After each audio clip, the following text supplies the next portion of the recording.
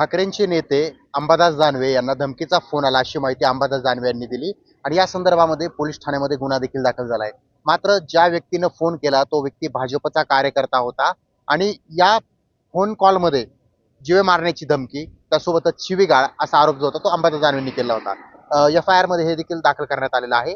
आपल्यासोबत अमोल गोंदे आहेत ज्यांनी या संदर्भात अंबादास दानवेंना फोन केला होता. तर अंबादास दानवेंचा आरोप आहे की जीवे मारण्याची धमकी देणे आणि शिवीगाळ करणे. काय सांगाल, काय घडलं होतं या फोन कॉलमध्ये? काय प्रकरण नेमकं? नेमकं प्रकरण हे पंचायत समितीचं ज्या दिवशी सभापतीचं इलेक्शन होतं, त्या दिवशी अंबादासदादा दानवे यांनी कल्याणनाना गायकवाड यांची कॉलर धरली.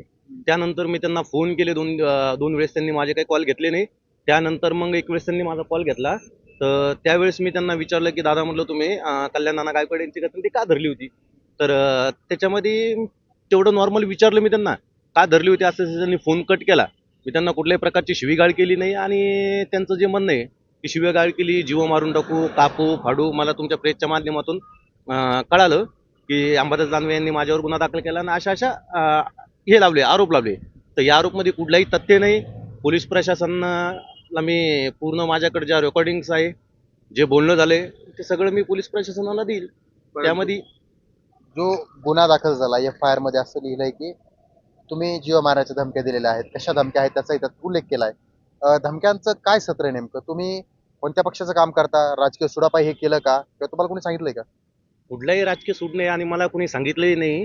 फक्त काय आहे की अंबादास दादांनी मागे मराठा आंदोलक जो होता त्याला दादांनी लाथ मारली आणि कल्याणनाना गायकवाड असेल यांची कॉलर धरली. तर दादा हे वारंवार जी स्टंट करते त्या स्टंट संदर्भात दादांना मी विचारलं की अंबादास दादा, तुम्ही कल्याण गायकवाड यांची गतंडी का धरली विचारलं. आणि मी भारतीय जनता पार्टीचं काम करतो, याच्यामध्ये पक्षाचा याचा त्याचा काही रोल नाही.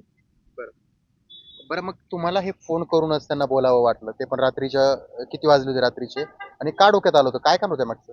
काय झालं, अचानक मी रील बघत होतो. रील बघताना तो व्हिडिओ माझ्या समोर आला आणि त्या व्हिडिओच्या अनुषंगाने मी त्यांना फोन लावला आणि विचारलं की दादा तुम्ही का असं बोलले, विचारलं. आता जर विचाराचाही अधिकार नसेल, विचाराचाच अधिकार नसेल तर तो गुन्हा झाला मग माझा, विचारलं ते. तर सामान्य लोकांनी जर दादासारखे लोक जर अंगावर जात असेल किंवा कोणाची गचंडी धरणं, कोणाला लात मारणं हे कृत्य करत असेल तर आमच्यासारख्या सामान्य कार्यकर्त्यांचं काम आहे विचारणं. आणि त्या अनुषंगाने मी त्यांना विचारलंय. बरं, तुमच्यावर जो गुन्हा दाखल झालाय, गंभीर स्वरूपाचे आरोप करण्यात आले, तर मग आता तुमचं पाऊल काय असेल? कारण तुमच्यावर गंभीर स्वरूपाचे आरोप ते झालेलेच आहे त्यावर. या मला पोलीस प्रशासनाकडून अजून कुठलाही कॉल आलेला नाही. ज्यावेळेस मला कॉल येईल त्यावेळेस माझ्याकडे जे एव्हिडन्स आहे, जे पुरावे, मी त्यांच्याकडे दाखल करेल. आणि दादांचं जे म्हणणं आहे माझा CDR करावा, तर CDR ला मी सामोरे जायला तयार आहे. बरं. काय दादाचं मला वाटतं त्यांची सुरक्षा गेली, त्या अनुषंगाने त्यांचं चालू असेल, त्यांना सुरक्षा वापस भेटावा आणि ते झोकामध्ये राहायचे दादांना सवय असल्यामुळे ते करू शकते तसं. माझ्यासारख्या सर्वसामान्य कार्यकर्त्यांवर जर असे आरोप करत असेल तर अवघड परिस्थिती. अंबादास दानवे यांना जो काय फोन करण्यात आला होता तो याच व्यक्तीने केलाय. हा व्यक्ती आहे भाजपचा कार्यकर्ता.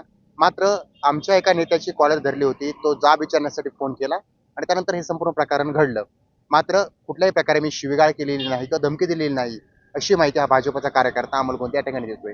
सचिन बडे, लोकशाही मराठी, छत्रपती संभाजीनगर.